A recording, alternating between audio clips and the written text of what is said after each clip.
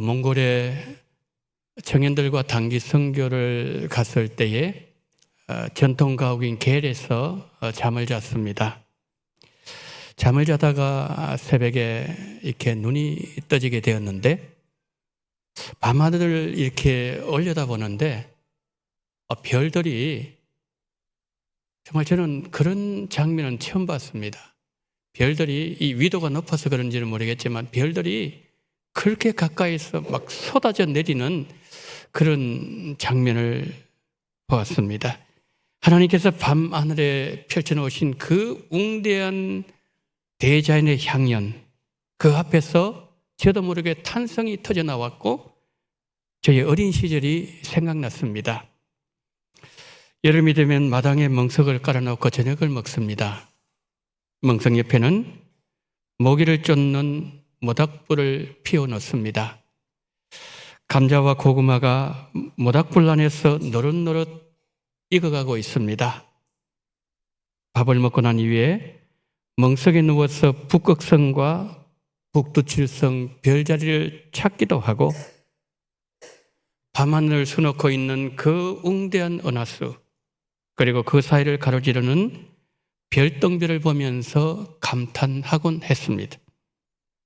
봄이 되면 산에 가서 진달래를 꺾고 여름이 되면 친구들과 냇가에서 멱을 까매면서 물고기를 잡았고 또 밤이면 반딧불을 쫓아다니고 겨울이 되면 특히 눈 오는 날이면 친구들과 함께 산에 가서 토끼를 잡으려고 이리저리 온 산을 휘젓고 뛰어다니던 낭만이 있었습니다.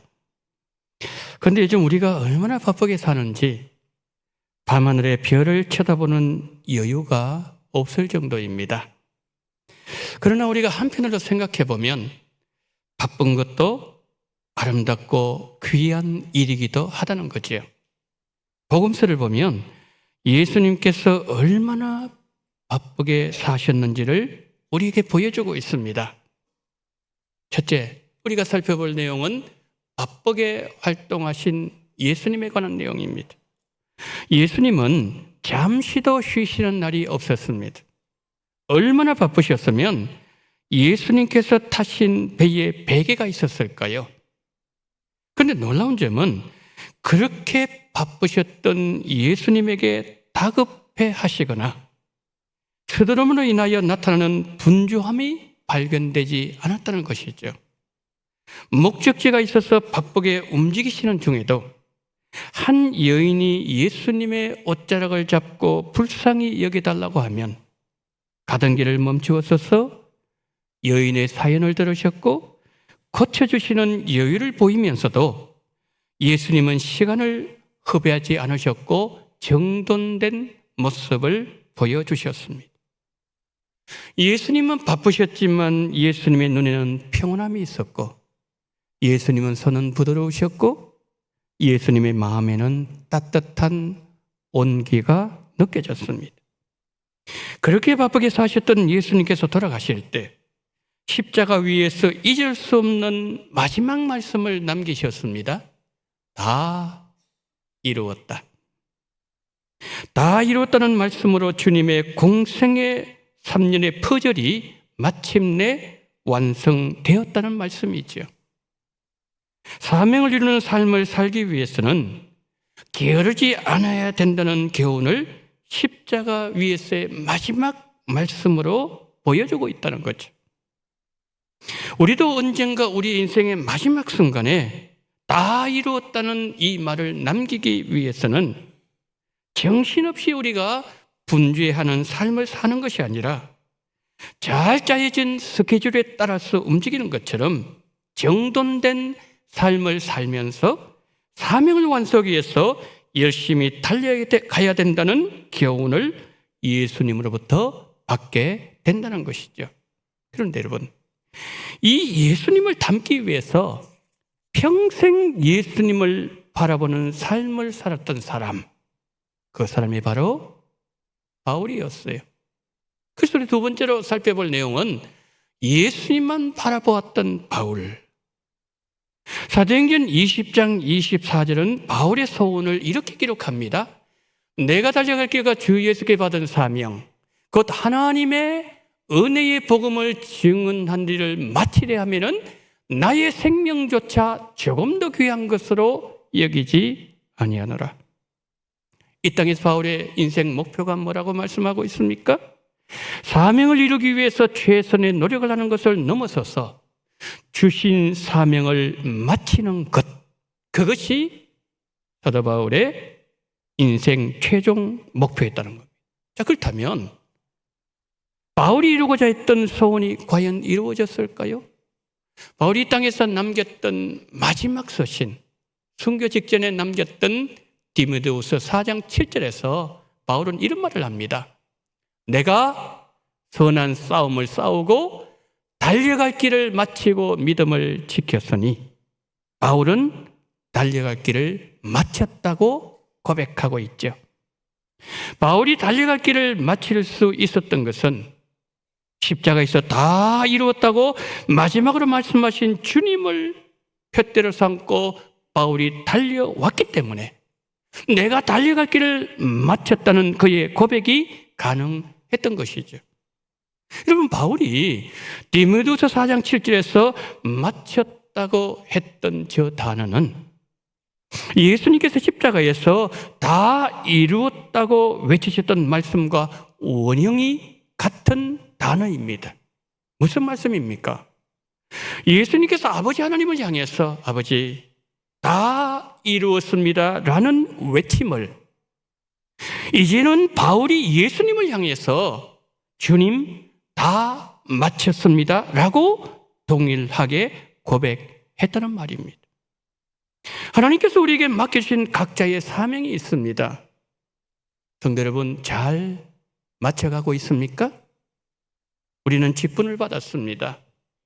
직분을 받는 거 얼마나 귀하고 아름다운 일입니까? 그런데 직분을 받는 것보다 더 중요한 것은 받은 직분을 이루고 있는가? 사명의 최종 목표점을 향해서 오늘도 나는 달려가고 있는가? 그것이 아니겠습니까? 십자가 위에서 다 이루었다는 예수님의 마지막 외치심이 디모데후서 4장 7절에서 나는 달려가야 될 길을 마쳤다는 바울의 마지막 고백이 우리 모두의 마지막 인생 고백이 되기를 예수님 이름으로 축원합니다. 셋째, 예수님을 바라보아야 된 우리. 여러분, 사명과 직분은 누리라고 주신 것이 아닙니다. 이루라고, 마치라고 주신 것이라는 거지요. 자, 사명을 받던 날, 우리가 직분을 받던 날, 내가 과연 이 직분을 감당할 수 있을까? 마음에 감동이 임하고 가슴이 뜨거워지고 눈물을 흘리면서 주님 섬기면서 살겠습니다. 주님 도와주세요. 고백하면서 주신 직분을 감당하기 시작했고, 그리고 열심히 봉사했고 섬겼습니다. 그렇게 주님 앞에 고백한 날이 그렇게 오래 지나지 않는 것 같은데 많은 세월이 흘렀습니다. 지금 내 가슴에 뜨거움과 감격과 은혜와 감동은 어떤 상태인가요? 제가 신학교에 들어갔을 때 교수님이 설교 시간에 이런 설교를 하셨습니다.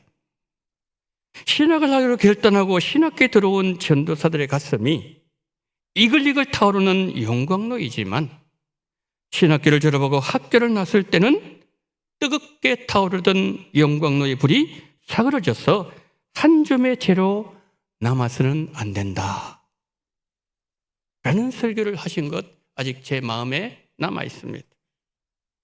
주를 향한 뜨거운 마음이 시간이 갈수록 더 뜨거워지고 더 깊어져야 된다는 말씀이 아니겠습니까? 여러분, 바울을 한번 보세요. 바울이 선교 사역을 하던 중에 사도행전 20장 24절에서 나는 달려갈 길을 마치기를 원한다, 그렇게 말했던 바울이 이 땅에서 삶을 마칠 즈음에 기록했던 디모데후서 4장 7절 말씀에서 나는 달려갈 길을 마쳤다 라고 고백하고 있지 않습니까? 좀 더 깊이 생각해 볼까요? 바울이 사도행전 20장 24절에서 이렇게 말합니다. 주님, 제가 주께서 주신 사명을 이룰 수만 있다면 저의 생명도 조금 더 귀한 것으로 여기지 않겠습니다. 그렇게 고백했던 바울이 디모데후서 4장 7절 이게까지 걸어온 길을 한번 보십시오. 돌에 맞아도 사명을 포기하지 않았습니다. 사명을 이루기 위해서는 돌에 맞아야 했기 때문입니다. 매를 맞아도, 버림을 당해도, 감옥에 갇혀도 사명을 포기하지 않았습니다. 사명을 이루기 위해서는 죽도록 매를 맞아야 되고, 굶어야 되고, 버림을 당해야 되고, 감옥에 갇혀야 한다는 사실을 바울이 알았기 때문이죠. 순교 직전까지 바울의 마음을 움직이도록 했던 그 뜨거운 감격, 식지 않았다는 것이죠. 그런데 놀고 싶은 거 다 놀고, 가고 싶은 거 다 가고, 쉬고 싶을 때 다 쉬고, 하고 싶은 거 다 하고, 사명을 감당한다는 것은 불가능한 일이다라는 것입니다. 자, 여기서 우리는 이런 질문을 해야 됩니다. 지금 내가 서 있는 자리는 과연 어떤 자리인가? 네 번째, 우리가 서 있는 자리에 관한 내용입니다. 사명을 이룬다는 것은 쉽지 않다는 것을 바울이 가르쳐주고, 예수님께서 십자가 위에 사셨던 다 이루었다, 그 말씀이 우리로 하여금 깨닫게 해주고 있습니다. 여러분, 사명을 이루기 위해서 바울이 달려갔던, 살았던 삶을 한번 보십시오. 어마어마한 영적인 에너지가 필요했다는 거지요. 주께서 나에게 맡겨주신 사명을 이룬다는 것은 이 정도의 자신과 처절한 싸움을 해야 되는데 1분 1초를 생명을 다해야 감당할 수 있는 것이 사명인데, 이것 때문에 해야 할 일을 하지 못하고, 저것 때문에 시험에 들고, 이래서 못하고 저래서 못하고. 여러분, 바울 같은 대사도도 사명을 이루기 위해서 나는 나의 생명조차 조금 더 귀한 것을 여기지 않는다고 고백했고, 그 고백대로 그렇게 평생을 달려야 디모데후서 4장 7절 내가 달려갈 길을 마쳤다고 고백할 수 있다는 것을 우리에게 보여주고 있지 않습니까? 예수님의 공생애를 보고, 바울이 다메섹 도성에서 부활하신 예수님을 만난 이후에 그가 남겼던 이 땅의 발자국을 따라가면서 보면 사명 완수란 것은 결단코 쉽게 감당할 수 있는 것이 아니라는 것을 깨닫게 해준다는 거죠. 왜요? 사람은 변해요. 믿음도 변하고 결심도 변하고 모든 것이 변하기 때문에 그렇다는 거죠. 그래서 바울의 목표는 하나였습니다. 예수님처럼 살다가 예수님처럼 죽고 예수님처럼 부활하고 싶은 그 한 가지, 그것이 바울의 인생의 최종 목표였습니다. 오늘 보면 10절 11절 한번 보세요. 내가 그리스도와 그 부활의 권능과 그 고난의 참여함을 알고자 하여 그의 죽으심을 본받아 어떻게 해서든지 죽은 자 가운데서 부활에 이르려 하노니. 우리 성도님 눈에 확 들어온 단어 하나 있지 않습니까? 11절 어떻게 해서든지 라는 단어예요. 바울은 이렇게 말합니다. 내가 어떤 수단 방법을 다 동원해서든지 나는 예수님께서 당하신 고난의 비밀을 정말 알고 싶다.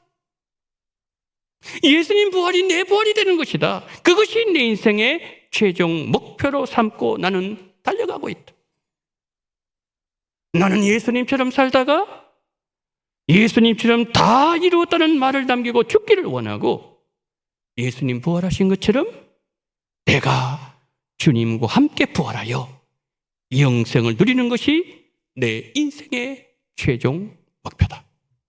성도 여러분, 바울의 마음이 느껴지지 않습니까? 바울의 심정으로 10절 11절 다시 한번 보실까요? 내가 그리스도와 그 부활의 권능과 그 고난의 참여함을 알고자 하여 그의 죽으심을 본받아 어떻게 해서든지 죽은 자 가운데서 부활에 이루려 하노니. 바울의 인생 목표가 뭐예요? 예수님을 본받는 것이었습니다.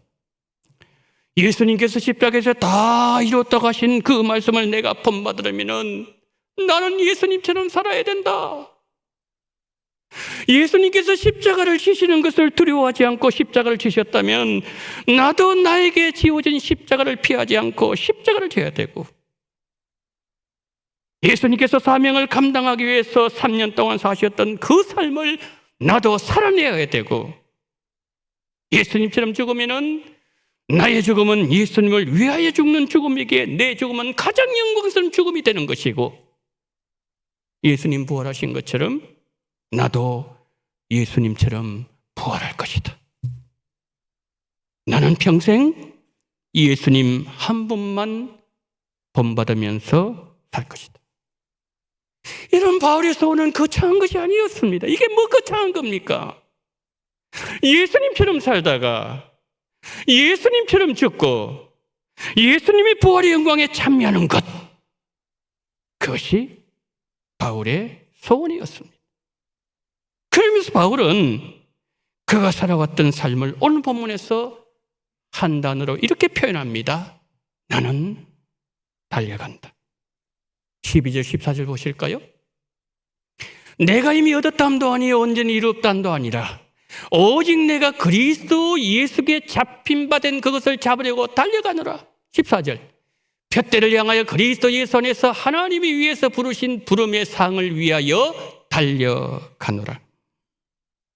사명은 왜 주셨을까요? 달려가라고 주신 것이에요. 직분도 주님을 향하여 열심히 달려가라고 주신 거예요. 예수님의 공생의 3년이 우리에게 이것을 보여주고 있고, 바울의 발걸음이 이것을 우리에게 증거해주고 있습니다. 바울이 2번이나 달려간다고 했는데, 그런데 우리가 이 바울의 말을 조금만 더 깊이 생각해 보면은 정말 이것은 이해하기 쉽지 않은 표현이라는 걸 알게 됩니다. 이런 바울이 빌립보서를 기록할 때 그의 몸이 어디 있었습니까? 로마 감옥에 있지 않았습니까? 아니, 감옥에 갇힌 자가 어떻게 달릴 수 있습니까? 바울은 누구도 감히 쓸 수 없는 단어를 사용하고 있다는 거지요. 내 몸은 착고에 매여 있지만 그러나 나는 달리고 있다. 바울은 감옥 안에서도 달리는 사람이었습니다. 바울은 2번이나 말합니다. 나는 지금도 달리고 있다. 바울이 이렇게 말할 수 있었던 것은 바울과 함께 하시는 주님께서 달리고 계셨기 때문입니다. 주님은 감옥에서 이방인들을 구원하기 위해서 일하고 계셨고 달리고 계시니 내가 그 주님의 등에 업히면 나도 달리는 인생이 될 수 있다. 이 표현인 거죠. 감옥 안에서도 주신 사명 이룬 일을 멈추지 않겠다는 그의 결연한 의지를 보여주고 있습니다. 바울은 감옥에서도 같이 투옥되어 있던 죄수들, 그리고 그 죄수를 지키는 군사들에게 주 예수께 받은 사명, 곧 은혜의 복음을 증언한 일을 마치기 위해서 그는 최선을 다해서 달리고 있었습니다. 바울은 이렇게 말합니다. 내가 감옥에 갇혀 있지만 매임 가운데서 사명을 충분히 감당할 수 있더라. 감옥같이 모든 것이 매이는 환경에서도 달릴 수 있다는 것을 바울은 보여주고 있습니다. 이 말씀 우리에게 한번 적용해 볼까요? 지금 손주 봐주고 있는데 손주 다 키워놓고 봉사할게요. 손주를 돌보는 것이 그분에게는 꼼짝 못하게 하는 감옥입니다. 우리 아이 대학 보내놓고 교회를 할게요. 지금 내 건강이 여의치 않은데 건강해지면 열심히 할게요. 경제적으로 지금 쪼달리고 있는데 넉넉해지면 섬길게요. 어떤 분은 일이 잘 풀릴 때는 주일 열심히 하다가 일이 꼬이고 막히고 어려워지면 주의 일부터 놓는 분을 보게 됩니다. 이렇게 말씀하죠. 죄송합니다. 환경이 예전 같지 않았어요. 하고 싶지만 여건이 허락되지 않네요. 말씀은 충분히 이해가 됩니다. 그러나 성도 여러분, 이거 하셔야 됩니다. 여건이 될 때는 여건이 되는 방식으로 주의를 더 잘 하셔야 되고, 여건이 안 되면 안 되는 방식 안에서 주의를 할 수 있는 방법을 찾아서 주의는 계속 되어야 합니다. 바울이 11절에서 말했던 어떻게 하든지 라는 말이 바로 그런 뜻이라는 거지요. 그래야 내가 멈추지 않고 주의를 할 수 있는 거예요. 그래야 감옥 안에서 달릴 수 있는 자가 될 수 있다는 거죠. 예수님 잠시 생각해 보실까요? 예수님께서 두 손 두 발 자유로우실 때는 온 갈릴리를 두루 다니시면서 잘 짜진 시간표에 따라서 움직이시는 것 같은 정돈된 모습으로 너무너무 열심히 주의를 하셨어요. 수가성이엔 찾아가셨을 때 그 날씨가 얼마나 더웠겠습니까? 낮 12시인데. 그래서 예수님께서 얼마나 지치셨던지 그냥 털썩 주저앉을 정도였습니다. 그만큼 주님이 열심히 일하셨어요. 그러나 십자가에 못 박히셨을 때는 두 손 두 발 다 못이 박히셨어요. 전혀 움직일 수 없는 상황이 되었습니다. 여러분, 바울이 감옥에 갇혀 있을 때보다 더 강하게 매여 있는 상황이라는 말씀이죠. 그러면 예수님은 아무 일도 못 하셔야 되잖아요. 예수님은 두 손, 두 발이 자유로울 때는 최선을 다해서 주의를 하셨고, 완전히 매인 상황에서는 주의를 할 수 있는 방법을 찾으셔서 주님은 일을 하셨다는 거예요. 찾은 방법이 뭐예요? 함께 십자가에 달린 두 강도에게 손을 가지고 발을 가지고 갈 수 없으면 우리 예수님께서 이제 말씀을 가지고 입으로 뭡니까? 복음을 전하셨다는 거예요. 여러분, 예수님은 감옥보다 더 매이고 움직임조차 자유로울 수 없고 정말 아무것도 할 수 없는 십자가 위에서도 예수님은 달리셨어요. 예수님은 멈춘 적이 없었어요. 환경에 따라서 일하심의 방식만 달라졌을 뿐 예수님은 모든 환경에서 일하셨습니다. 주님이 이렇게 말씀하셨어요. 아버지가 일하시니 나도 일하노라.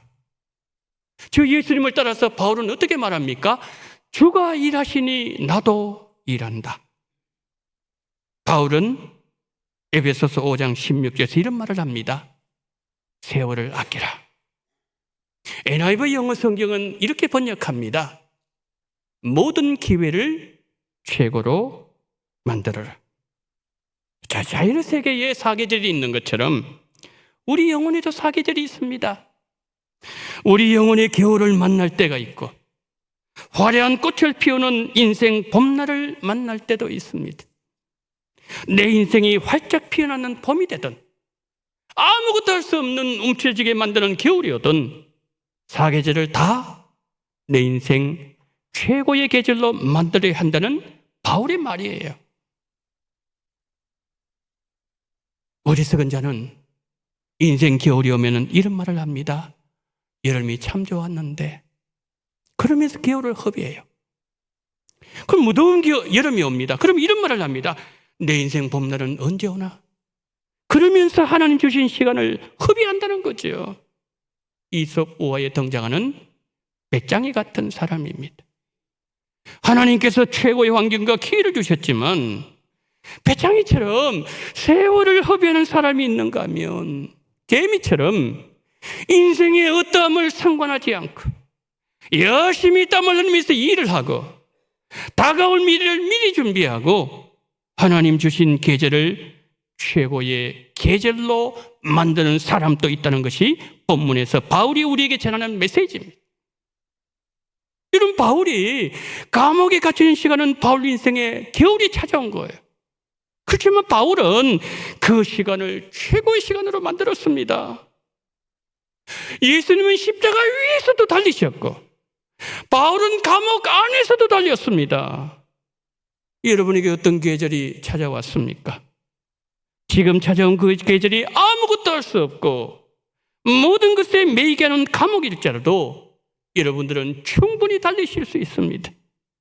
예수님의 이름으로 달리시고 주님 주시는 힘으로 달려가십시오.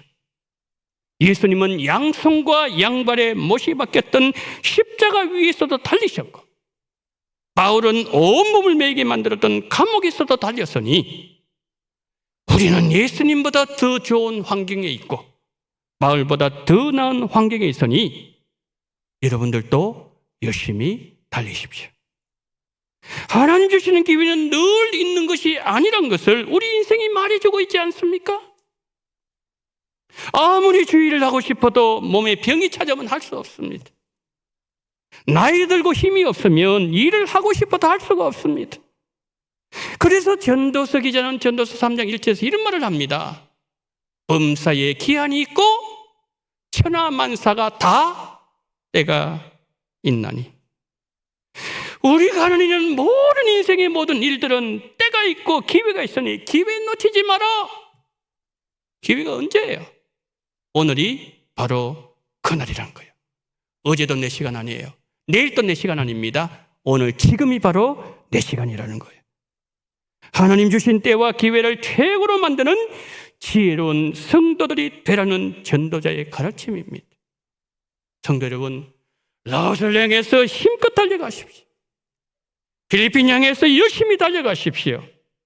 오늘부터 시작되는 바자회, 아까 보니까 말씀드렸던 것처럼 열심히 많은 분들, 여러분 토요일날 몇 분 나온지 아세요? 50여 분이 나오셔가지고 열심히 준비하셨어요. 우리 장로님들 정말 수고를 많이 하세요.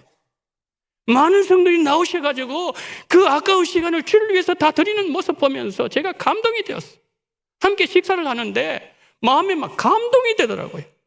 이야, 우리 성도들 이렇게 정말 열심히 도우시는구나. 오늘부터 시작되는 바자회, 우리 모두 동참함으로 우리 교회가 80주년을 맞이해서 계획하고 있는 일을 마음껏 할 수 있도록, 풍족하게 채워지는 기적이 일어날 수 있도록 기도 많이 해주셔야 돼요. 열심히 여러분들 동참을 해주셔야 됩니다. 우리 가운데 어떤 한 분도 강 건너 불 보는 것처럼 방관자가 없어야 됩니다.